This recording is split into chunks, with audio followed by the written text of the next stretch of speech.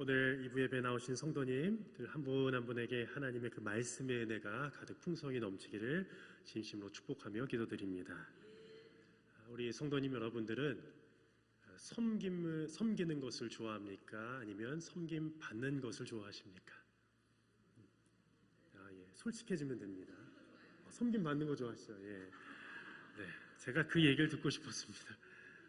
모든 사람들이 섬기는 것보다 먼저 섬김 받는 것에 익숙해 있습니다.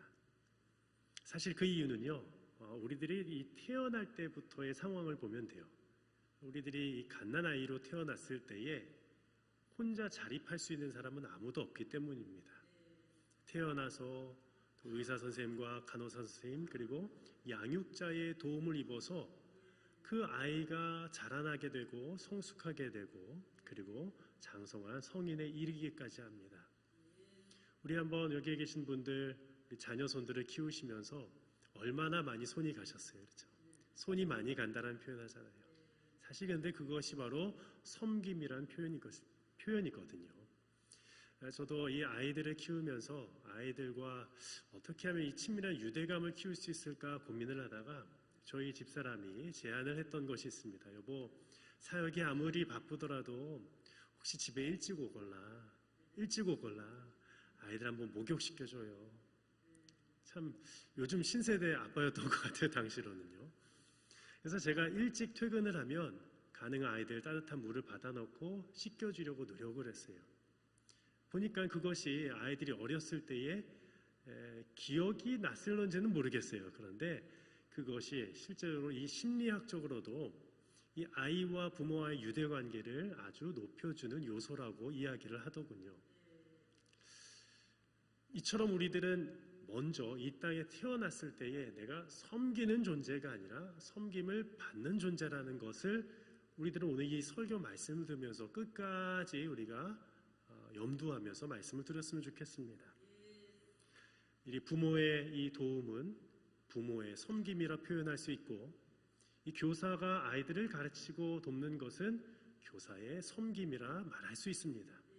그리고 나아가서 우리 성도들이 있을 때에 우리 목회자가 성도들을 돕고 기도하는 것도 이 목회자의 섬김이라 할 수 있다는 것이겠죠. 오늘 본문 말씀을 보면 예수 그리스도의 두 제자가 나옵니다. 바로 그들의 이름은 야고보와 요한이었습니다.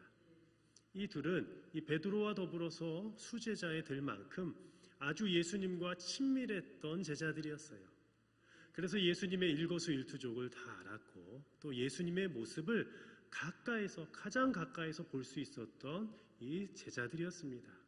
그런데 어느 날 이들이 예수님 앞에 나와서 요청을 하는 것 아니겠습니까? 그 요청의 말씀이 오늘 35절의 말씀에 나와 있습니다. 한번 다 같이 읽어볼까요? 세베대의 아들 야고보와 요한이 주께 나와 여짜오되 선생님이여 무엇이든지 우리가 구하는 바를 우리에게 하여 주시기를 원하옵나이다. 무엇인가를 요청하고 요구하고 있는 장면입니다. 그런데 이 평행 본문인 마태복음 20장 20절 말씀을 보면 이 야고보와 요한의 어머니가 나와서 예수님께 간청하는 모습으로 나타나요.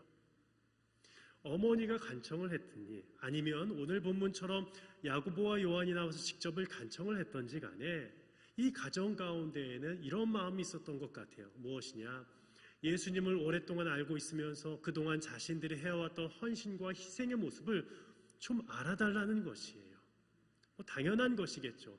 그런데 그것에서 좀 더 나아가서 요구하고 있는 것입니다. 무엇을 요구했습니까? 더 높은 자리를 요청하는 것 아니겠습니까? 그러나 이 사실 앞에 예수님께서는 마음이 먹먹하셨어요. 왜냐하면 이 바로 앞전에 예수님께서는 이 제자들을 향하여서 이런 말씀을 하셨기 때문이에요.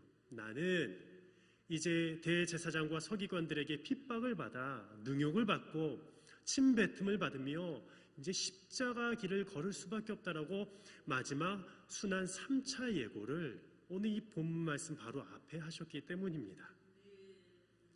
예수님 입장에서 얼마나 심각한 말씀을 하셨습니까? 한번 생각해 보십시오. 우리들의 부모님께서 내가 내일은 죽을 것 같다. 이제 삶을 마무리해야 될 것 같다. 그러니 너희들에게 유언을 남기겠다라고 말씀을 하는데 어찌 그들의 자녀들이 그 말씀을 허투루 들을 수 있겠습니까? 그리고 자신들의 요구를 그 앞에서 당당하게 이야기할 수 있겠습니까?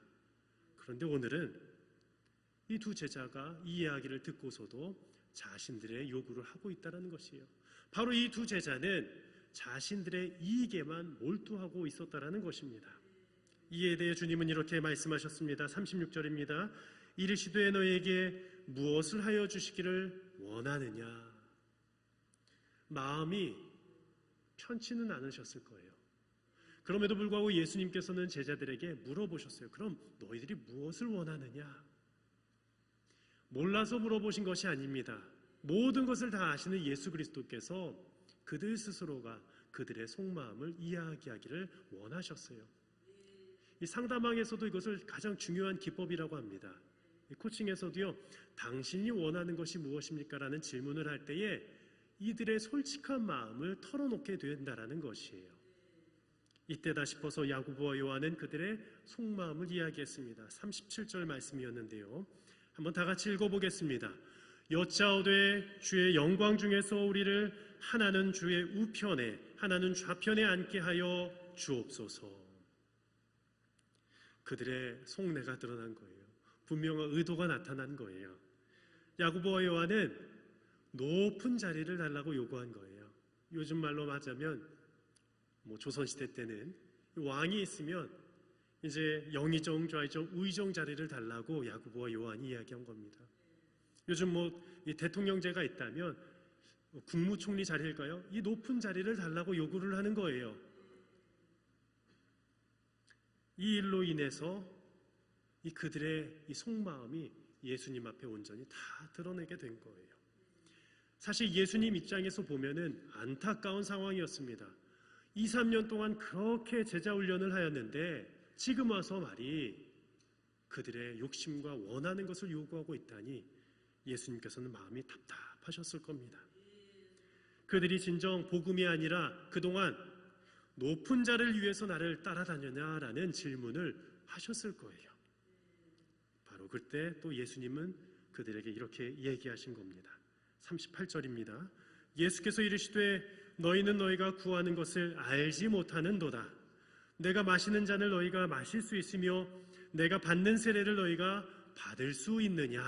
아멘. 예수님께서는 이렇게 말씀하셨어요. 지금 너희가 구하는 것을 전혀 알지 못하는구나. 너희들이 진짜 내가 가는 길을 알지 못한다라고 안타까워하시면서 말씀하신 거예요. 그리고 이렇게 말씀하셨습니다. 내가 마시는 잔을, 내가 받는 세례를 과연 받을 수 있겠느냐? 이 잔과 세례는 예수 그리스도의 그 십자가의 길을 의미했다라는 것을 그들은 깨닫지 못했다라는 겁니다.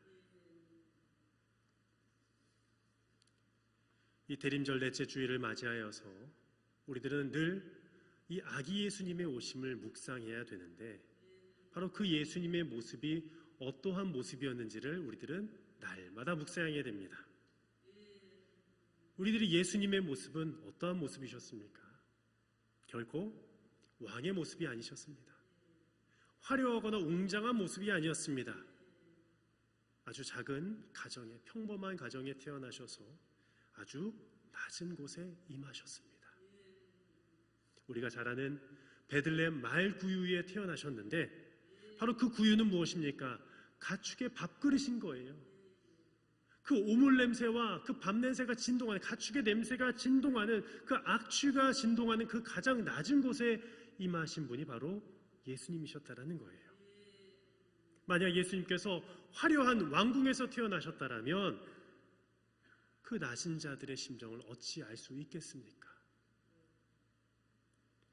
따라서 예수님께서 낮고 낮은 곳에 태어나셨기 때문에 우리 인생의 가장 낮고 힘든 그 순간에 예수님은 찾아오시는 거예요. 아무도 나를 도와주지 않는 상황 속에서 예수님이 나를 도와주시는 거예요. 누구도 나를 믿어주지 않을 때 예수님이 믿어주신 줄을 믿습니다. 모든 사람이 나를 비난하고 무시할 때에 내 말에 귀를 기울여주지 않을 때가 있습니다. 그때 누가 들어주십니까? 예수님이 들어주십니다. 제가 오늘 이 말씀을 준비하면서 우리 성도님들 가운데에도 평탄한 길을 걸어가시는 분들도 계시겠지만 나의 문제, 육신의 고통, 또 자녀손들의 문제로 인해서 험악한 그 길을, 평탄치 못한 길을 걸어가시는 분들이 계심을 묵상하게 되었어요. 그때 이 기도가 나왔어요. 주님께서 그 낮은 곳에 임하셨던 것처럼 그 아주 힘든 상황 가운데에 임하셔서 위로하여 주시옵소서. 이 기도가 절로 나오게 되더라고요. 그것이 바로 낮은 곳에 내려오신 예수님의 모습이셨습니다. 그렇다면 오늘 본문 속에 나타난 예수님은 어떠한 분이셨는지, 어떻게 섬기셨는지 우리가 구체적으로 좀 더 살펴보기를 원하는데요. 첫 번째, 예수님께서는 섬김의 종으로 이 땅에 내려오셨습니다. 우리 오늘 주제 말씀인데요. 우리 화면을 보시고 함께 힘차게 선포하겠습니다. 다 같이 선포합니다. 인자가 온 것은 섬김을 받으려 함이라 도리어 섬기려 하고 자기 목숨을 많은 사람의 대속물로 주려 함이니라. 아멘. 이 말씀은 우리가 많이 외워왔던 말씀이에요. 아직 외우지 못한 성도님들이 계시다면 이번 한 주간 동안 꼭 암송하시기를 바랍니다.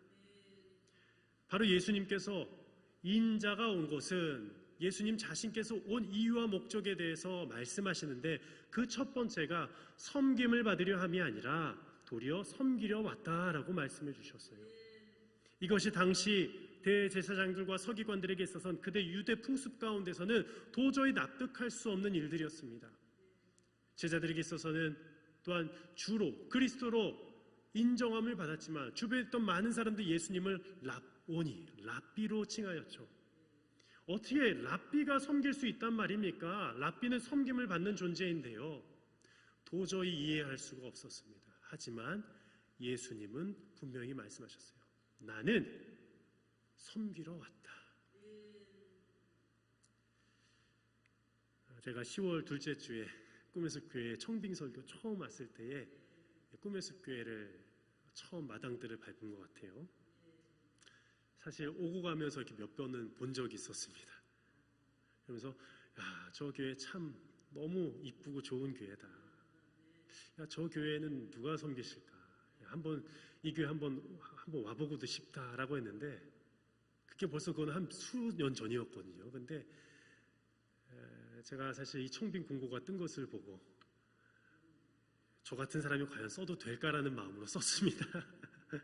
그게 처음 시작이었고 그때 또 저희 목회자들은요 요즘에 교회가 갈 곳이 적기 때문에 사실 저는 이 교회가 청빙이 되었다는 소식을 들었음에도 불구하고 또 되지 못했던 목사님들과 또 수많은 또 준비를 하는 목사님들을 위해서 먼저 기도했어요. 하나님 그들에게도 사역지가 있게 하여 주시옵소서. 왜냐하면 이 목회자들의 상황이 쉽지가 않습니다. 성도들은 줄어가고 있는 상황, 교회들도 줄어가고 있는 상황 속에서 이 목회자들이 지금 많이 배출이 되었기 때문이죠. 그런데 제가 이 청빙 설교를 하러 올 때에 무지 떨렸어요. 그 전날 설교 전날 한 10번을 깼어요. 제가 그날에도 말씀드렸죠. 너무 긴장이 됐나 봐요. 제 입술로는 하나님께 모든 거 다 맡겨드립니다 했는데 다 맡기지 못한 저의 모습에 회개가 일어났습니다. 오늘은 한 두세 번만 깼습니다. 그래도 조금 덜 긴장이 풀린 것 같아요.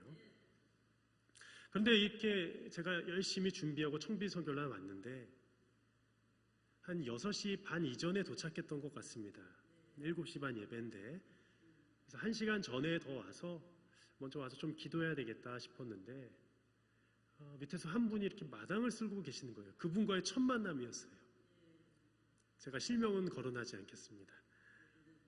근데 보니까 홈페이지에서 많이 뵀던 분이에요. 장로님이셨던 거예요. 그래서 제가 아니 장로님 여기서 청소하고 계시네요. 안녕하세요. 제가 인사를 먼저 드렸습니다.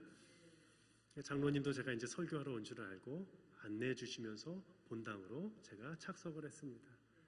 그리고 아마 지금 저기 이완희 목사님 계신 자리에서 제가 이제 기도를 했는데 그때 하나님께서 기도하는 가운데에 제가 올려드리는 기도보다 조용한 가운데 하나님 저에게 말씀하여 주시옵소서, 말씀하여 주시옵소서 하는 가운데에 오늘 이 본문 말씀을 주신 거예요.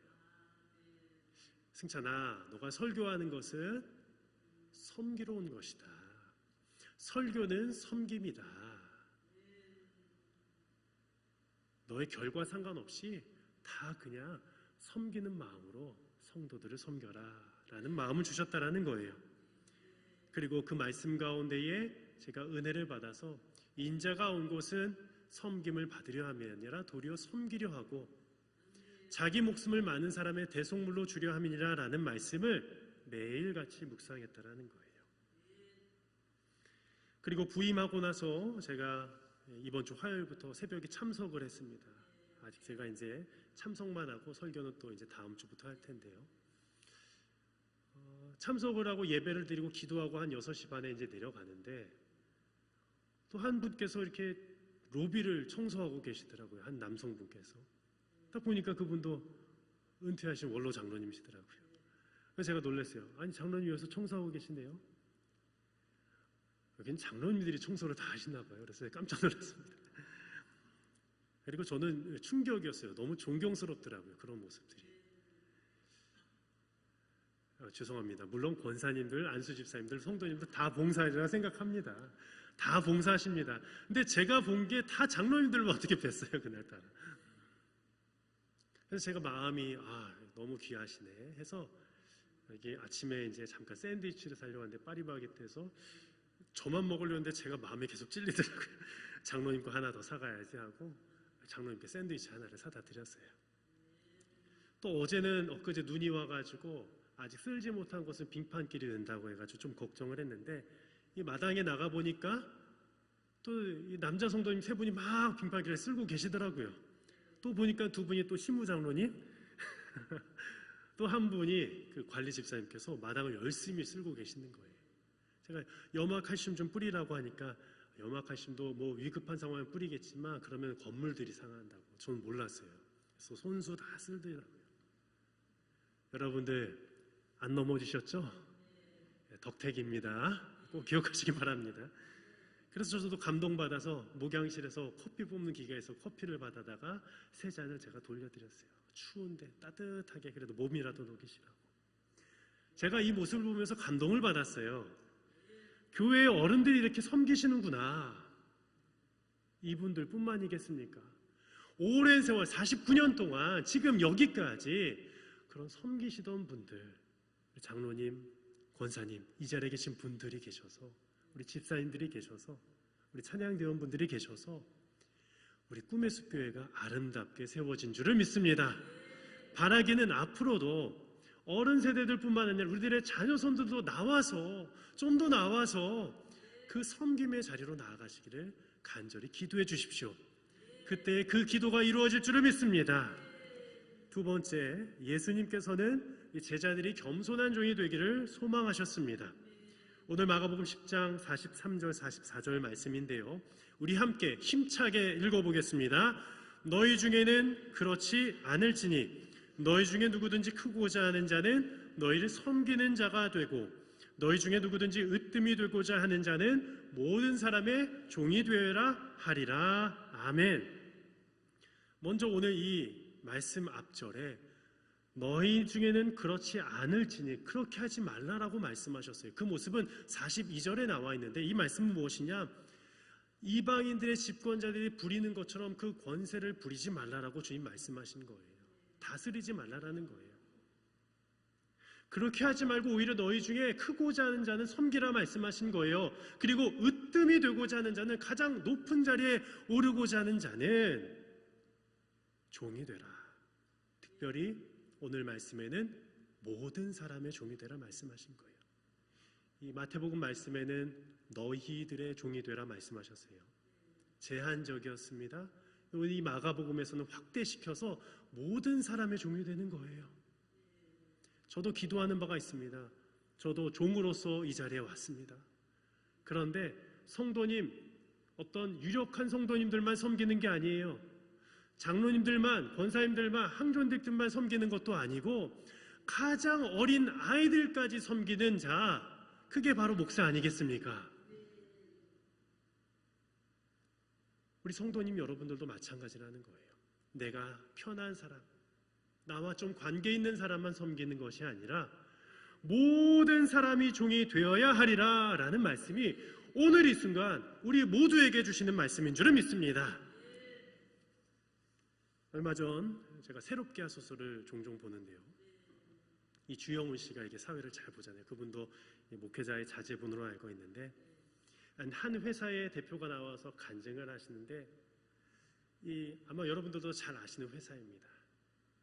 그 대표께서 나오셔서 간증을 하는데, 본인의 삶은 하나님의 은혜뿐이다라고 고백을 하는 거예요. 그러면서 그 회사의 모토를 섬김병영이라고 이렇게 모토를 칭했습니다. 그런데 너무 우유곡절이 많았어요. 참 이렇게 간증하시는 분들 보면은 어렵고 어려운데 그렇게 어려울 수가 없는 거예요. IMF가 터져서 전에 하던 회사가 부도가 난 겁니다. 그래서 빨간 딱지가 다 붙여지게 되고 도망가게 되었어요. 피신하게 되었어요. 그러다가 우울증이 왔는데 매일같이 자살 충동이 오는 거예요. 죽어야 되겠다라는 마음밖에 안 드는 거예요. 그래서 남편과 결심하에 정신병원으로 들어갑니다. 여러분들 정신병원에 들어가게 되면요, 잘 나올 수가 없어요. 웬만하면 못 나옵니다. 그리고 회복되기가 그렇게 어렵다고 해요. 근데 가서 계속 약을 먹으면서 빼놓지 않은 것은 하나님 앞에 계속 나아가는 것인데, 그런데 그 정신병원에 들어간 그 초창기만 해도 하나님이 나를 버리셨군요 라는 그 생각 때문에 벗어날 수가 없다라는 거예요. 내가 하나님이 버리셨으니까 내가 정신병원에 있을 수밖에 없지라는 생각으로 꽉 차 있는 겁니다. 성경을 좀 달라고 하는데 그 관리소장이 성경을 주질 않는 거예요. 읽을 수가 없는 거예요. 그래서 할 수 있는 것이 딱 두 가지밖에 없었다는 겁니다. 주기도문과 사도신경. 그동안 외웠던 주기도문과 사도신경은 무한 반복하셨다는 거예요. 무한 반복. 그렇게 자살 충동으로 죽을 수밖에 없었던, 죽을 것 같은 그런 심정으로 살아왔던 그 분이 차차 회복이 되어서 조금씩 낫기 시작했어요. 근데 아직 병원에 있는데 아이들을 돌볼 수가 없잖아요. 아이들이 아주 어렸거든요. 시골에서 시어머님께서 상경을 하신 거예요. 그래서 또 살림도 해야 되니까 참 이렇게 빈병과 폐지를 주워다가 와서 그것을 팔아서 이 손주들을 키우신 거예요. 그런데 빼먹지 않고 가셨던 것이 있었던데, 그것이 이 시어머님의 그 새벽 신앙이었어요. 새벽마다 와서 기도하는 거예요. 하나님, 우리 며느리 살려주시옵소서. 하나님, 우리 아들 다시금 재기할 수 있도록 인도해 주세요. 하나님, 우리 손주들 불쌍합니다. 주님 살려주세요. 새벽마다 기도하신 거예요. 그 기도의 섬김이 이 시어머님 가운데 있었다라는 거예요. 정말 극적으로 회복이 되어서 그 정신병원에서 나오게 됩니다. 그리고 나서 다시금 재기해서 첫 사역이 호떡을 파는 일이었어요. 호떡 장사. 여러분들 호떡 좋아하세요? 저도 좋아합니다. 호떡을 막 굽는데 그걸 구우면서도 이 남편 집사님은, 사장님은 늘 정장을 입고 굽는 거예요. 맨날 회사를 다녔기 때문에 자신이 망해도 깨끗한 철학, 섬김의 철학으로 섬기는 거예요. 정장을 입고 호떡을 굽기 시작합니다. 그래서 생계를 유지했어요. 그렇게 근데 어려운 상황 가운데서 이 두 분 가운데에 이 마음을 주님이 주셨는데, 어떤 마음이냐? 우리는 이 회사가 잘 되면 이 회사와 직원들과 그리고 이 사회를 잘 섬기는 회사가 되겠습니다라고 선포한 거예요. 그래서 그 섬김의 모토를 가지고 마음을 다해 죽게 하듯 섬겨라, 고객을 섬겨라. 이것이 바로 섬김의 핵심 가치가 되었는데, 그 회사가 바로 이 본죽의 이 최복이 대표 회사입니다. 혹시 본죽 드셔본 적 계세요? 제가 뭐 본죽 광고하는 것은 아닙니다.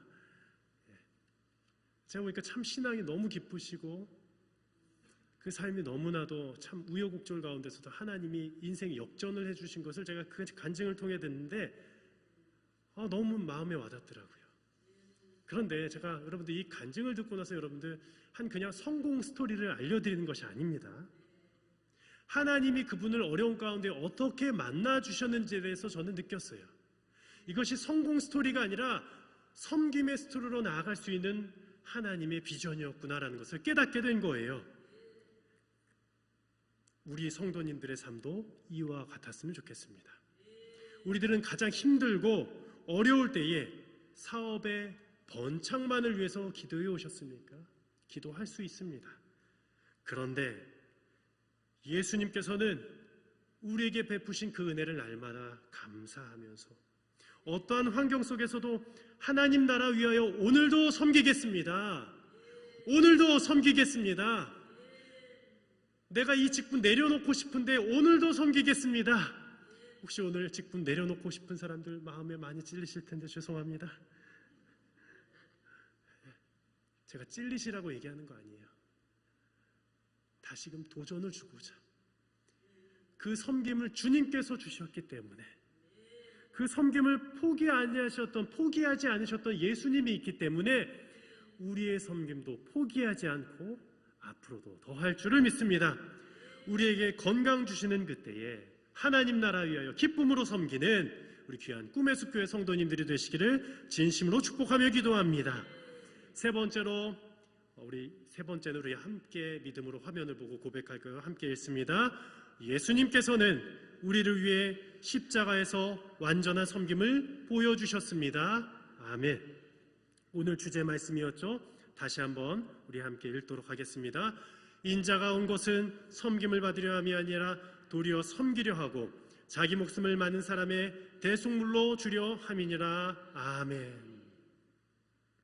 오늘 말씀 가운데에 인자가 온 것은 예수님의 그 섬김의 그 모습을 보여주시고자 이 땅에 오셨다고 이 45절의 앞구절에 나와 있었습니다.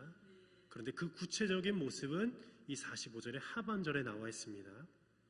자기 목숨을 많은 사람의 대속물로 주려 함이니라. 예수님의 그 섬김의 모습의 가장 최절정의 모습은 바로 십자가에서의 죽음이었습니다. 예수님께서 십자가에서 돌아가지 아니하셨으면 이 자리에 앉아 있을 수 있는 사람이 아무도 없습니다. 저도 이 강단에 서 있을 수가 없습니다. 예수 그리스도의 그 십자가 때문에 우리는 구원받아 이 자리에 나와 예배 드릴 수 있는 것입니다. 바로 이 예수님의 십자가에서 그 피 흘리심 때문에 우리가 그 예수님의 그 섬김을 받았기 때문에 우리가 예배 드릴 수 있는 것이라는 거예요. 즉 우리가 예수님을 믿어 구원받았다라는 것은 예수님의 그 십자가의 섬김을 받았다라는 말과 동일한 말이다라는 것이에요. 네, 말씀을 마치겠습니다. 예수님께서 가장 낮은 곳으로 이 땅에 태어나셨습니다. 이것이 바로 예수님의 섬김이셨습니다. 공생애를 살아가시다가 십자가에서 나를 위해 죽임을 당하셨습니다. 이 또한 예수님의 끝까지 섬기시는 섬김의 모습이셨습니다. 그리고 앞으로 승천하신 그 주님께서 다시 오셔서 우리들을 영접해 주시는 그 예수님의 모습도 마지막까지 우리를 섬기실 예수님의 모습임을 우리가 기억하면서 살아가는 귀한 꿈의 숲교회 성도님들이 되시기를 바랍니다.